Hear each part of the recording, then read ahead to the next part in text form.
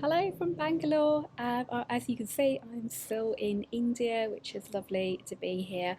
I've come back outside because, as you know, if you know my videos, I always like to try and get into nature as much as possible and encourage you to do the same because I think it's great for your mental well-being and it helps your studies. I wanted to do a quick follow-up video on Chat GPT because I had a great question from one of my YouTube students, Yanishva, who asked, can Chat GPT mark your OET writing? So thank you for that question because it's a great one. And it kind of made me wonder, am I out of a job? Will we need teachers anymore if Chat GPT can actually do this? So what do you think? Can it help you with your OET? Can it mark your writing for you? Can it improve your writing for you?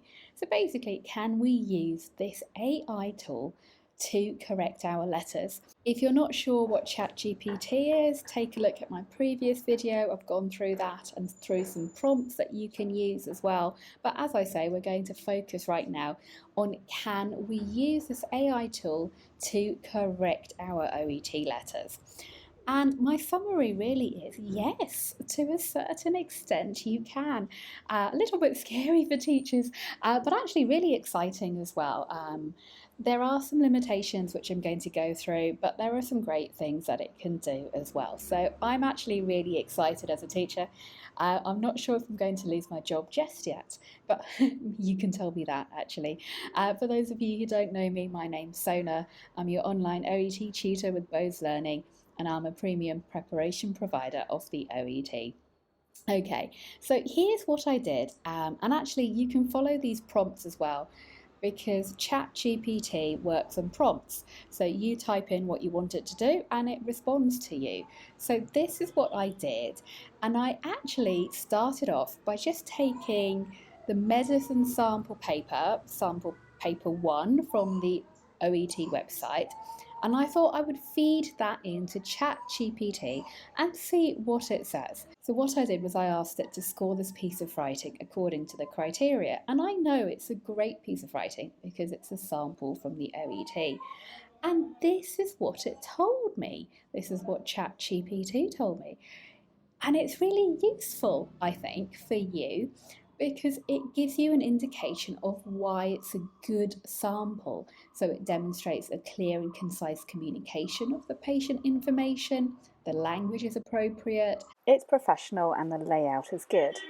Now, we know it would be a B because it's from the OET, but I think it's really useful for you because it tells you why it's so good. And if you don't have a teacher there to help you, then this is a great substitute to do that. I then thought, well, okay, so it can assess a good letter. Can it assess a not so good letter? So I took the same letter and I made some changes. I made some errors. I changed the order around a little bit. I put in some grammatical mistakes, some spelling mistakes. I basically thought I'd test it. So I took out some verbs.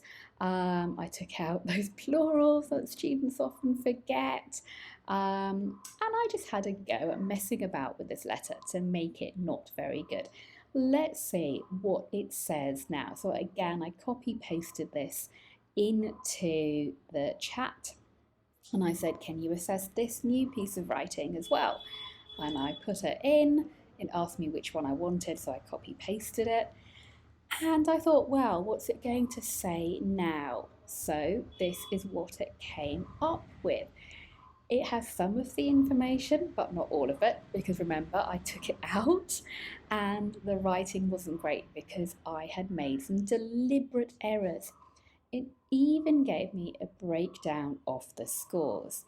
So the content gave it a C plus because I'd just taken out one bit. The layout was actually really not good because I'd messed about with it so much, so it was a C.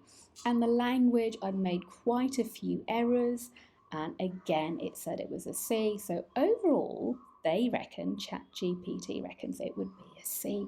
Now, isn't that interesting? That this artificial intelligence machine, this tool, can actually give you a score.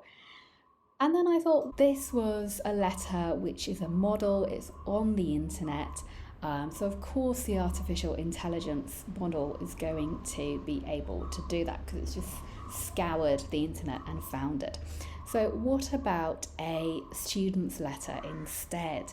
So what I did was I picked out a student's letter and one of my own students. It wasn't a bad letter, there were lots of good things about it, but there were lots of mistakes as well, which I could find. And what I wanted to do was to see if this artificial intelligence tool could pick out these mistakes and help a student, help you improve them.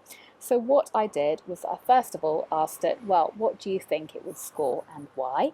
And then I asked it to improve it. So let's see how Chat GPT did, how it did the job that I would normally do myself. Let's take a look.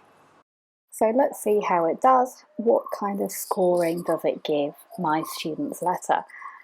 Well, as you can see, it says it can do it, and it does give you a little bit of information about what was good and what was not so good. It gives you a little bit of a breakdown.